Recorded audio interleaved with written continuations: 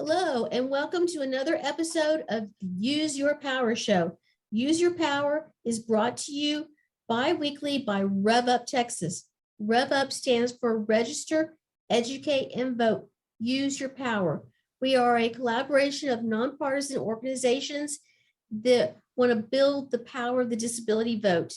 I'm your host for today, Julie Espinoza, Assistant Director at Reach of Plano. I am visually describing myself as a white female with shoulder-length brown hair and a light green sweater. In the background, I have a white wall, a plant, and an orange picture. Today, I want to welcome Elliott Naishtat. He is former House Representative member who is going to be talking to us today about redistricting. Welcome, Elliott. Thank you very much. My last name is difficult to pronounce. It's Naishtat. I'm a white male with salt and pepper hair. I'm wearing glasses. I'm wearing a green-blue shirt. Elliott, can you tell us what is redistricting? Before I talk about what redistricting is, I would like to just tell you a little bit about myself. I retired from the legislature 3 years ago, and I served for 26 years. And I was replaced by Gina Hinojosa, who some of you may know. She's doing a terrific job. Okay, so now, what is redistricting? Okay, so I do have some notes because we have a lot to cover. So redistricting is a process, and it's the process of redrawing or reconfiguring lines or boundaries that define or depict political districts for legislative races, congressional races, and contests to get elected to state boards of education and school board districts. This happens in Texas, and this happens in every state of the union. Redistricting should change districts to more accurately reflect the changes in population and the interests of constituents, voters. Redistricting is also called reapportionment. And when does it occur? Redistricting typically occurs after the completion of the federal census, which you all know occurs every 10 years.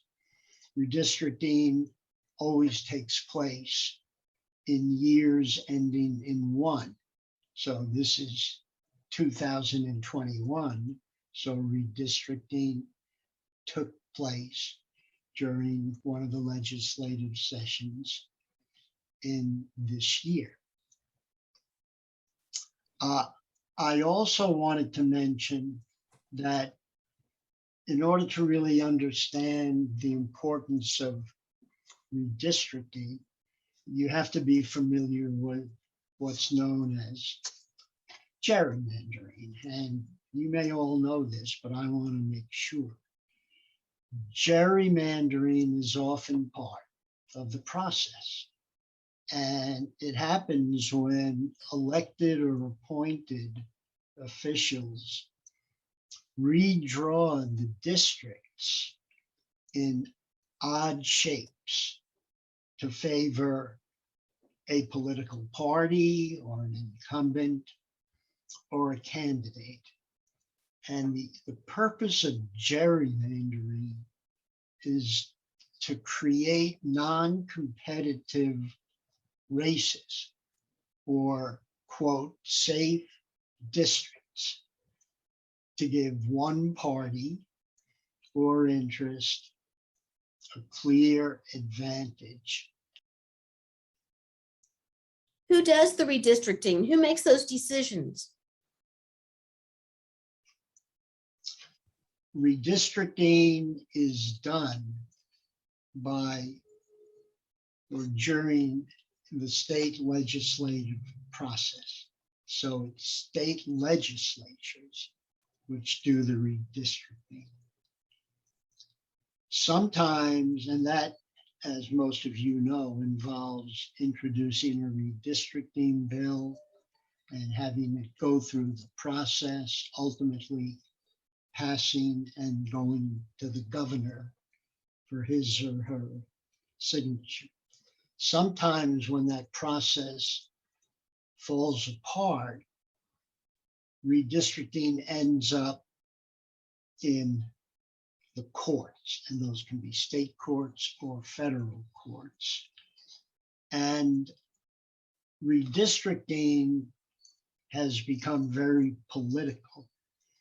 And 6 of the states in this country now use independent commissions to do redistricting because there have been many concerns expressed and complaints about having the legislature do the redistricting because legislatures, some people would argue that there's a conflict of interest, that legislators, members of Congress have a vested interest in doing the redistricting because it directly affects themselves. Why is this so important that we do this process? Redistricting is extremely important because it affects who ultimately represents you, your families, the voters. You want to have a choice and you want to have a fair opportunity to elect someone of your choice. So redistricting clearly affects who represents you in the legislature, in Congress, on school boards and the State Board of Education. So a worst case scenario would be that a district drawn by the legislature carves up districts into a bunch of sections or districts. And this happened in Austin a few years ago. I think many of you know that Austin historically has been represented or was represented by one member of Congress. Austin is one community. But during redistricting in 2003, Austin was divided up into 5 or 6 separate congressional districts. And one of the intentions was to impact or negatively affect Lloyd Doggett. So I can talk briefly about that in a minute, but another problem can be, and this is why redistricting is so important, is that legislators can end up being drawn into a district with another legislator or a member of Congress, and that's called pairing. And the idea is that the party in power, by pairing 2 incumbents, will get rid of one of them because they end up running against each other. And there's a great example from Austin where the party in power in Texas went beyond pairing and came up with an expression called triple pairing. Some of you may remember when Glenn Maxey, Ann Kitchen, and I were in the legislature, and they triple paired us, meaning they put Representative Ann Kitchen, Representative Glenn Maxey, and Representative Elliott Naishtat in the same district. So 2 out of the 3 of us could not be elected or re-elected. That was done through the process of redistricting or reapportionment. And of course, it was challenged in the courts. But in the end, Glenn Maxey decided to retire. Ann Kitchen decided to move back into her reconfigured former district and run against a district which had been drawn to guarantee the election of a Republican. And she lost that race, and I won re-election.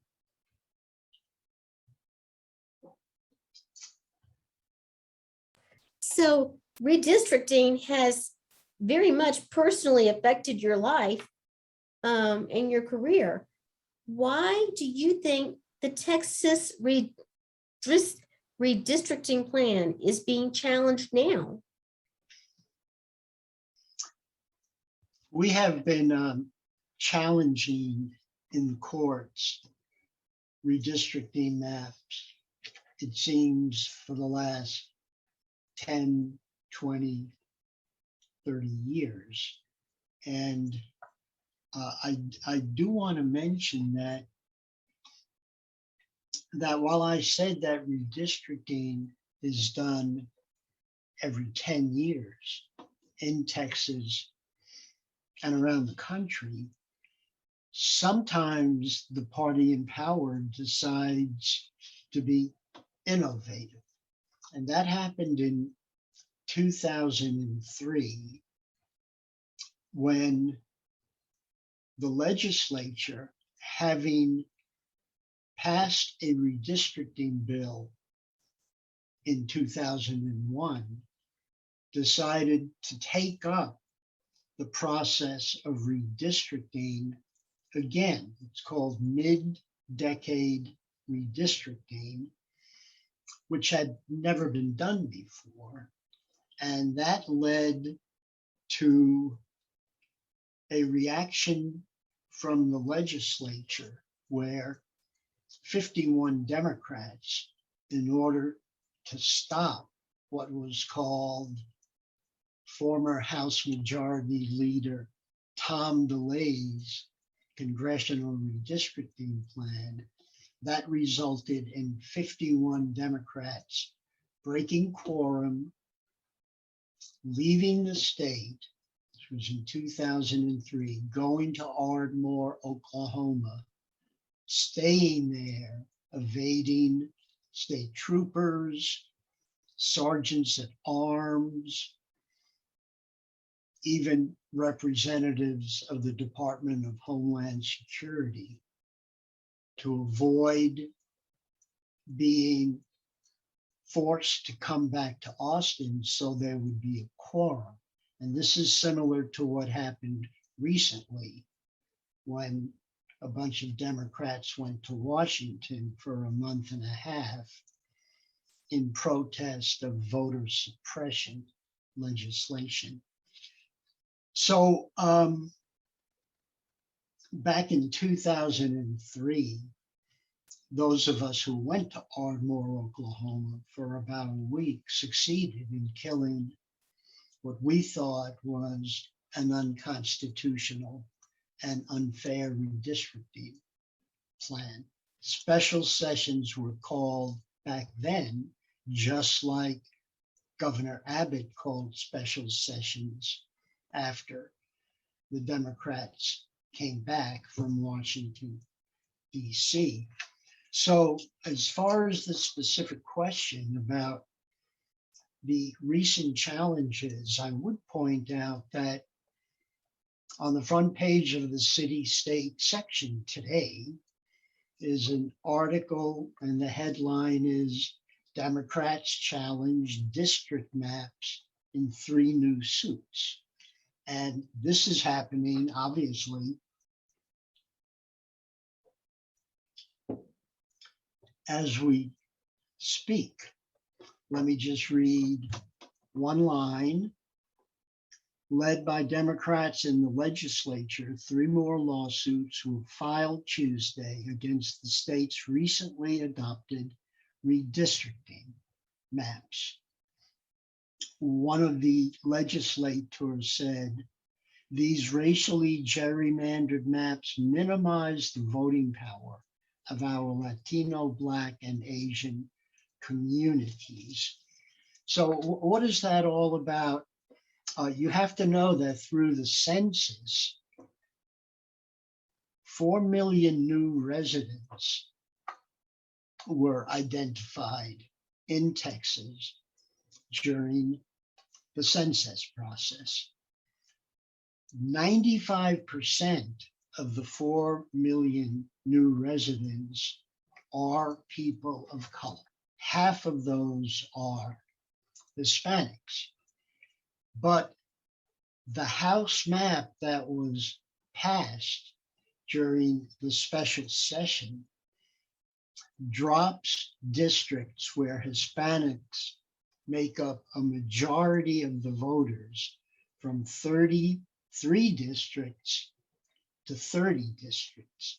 So even though there are 4 million new residents and Texas got 2 new congressional districts, and 95% of the 4 million are people of color, half Hispanics, the legislature voted to decrease the number of districts with Hispanic majorities from 33 to 40.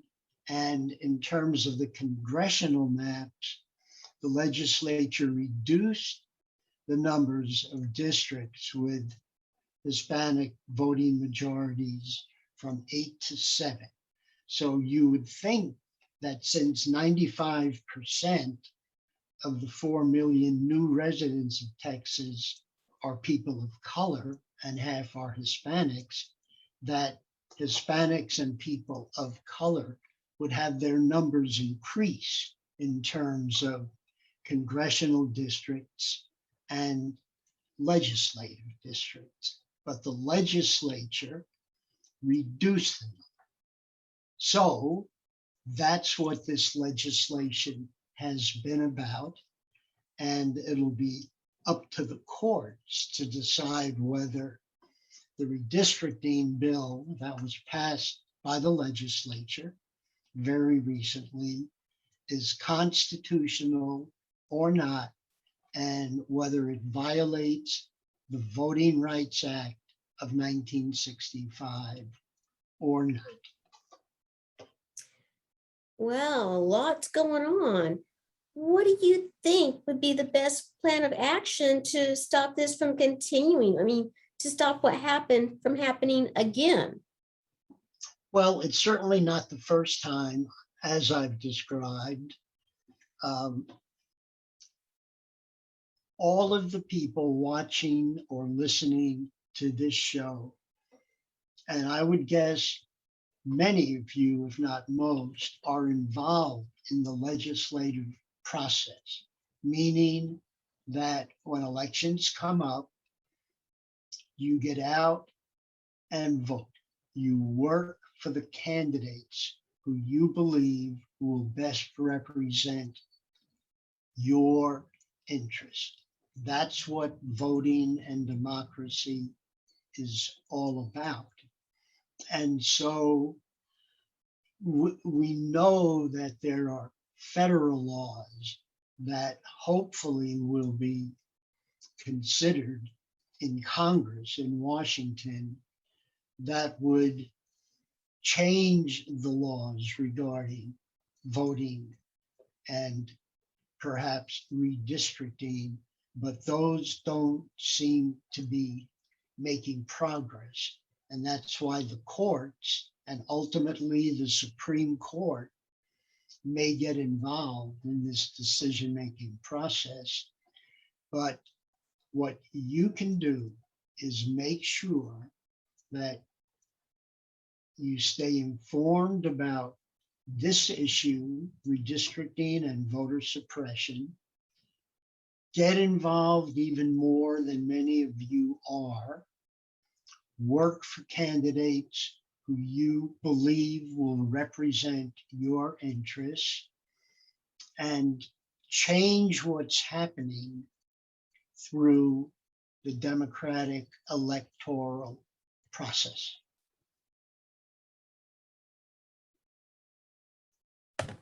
Thank you for that. I hope everybody heard what I heard. Basically, use your power. There's power in the disability vote, and that is how we can fix this. Thank you very much for that information. I want to invite everybody to like and subscribe and go to revuptexas.org to see all of our episodes of the Use Your Power show. So until next time, use your power.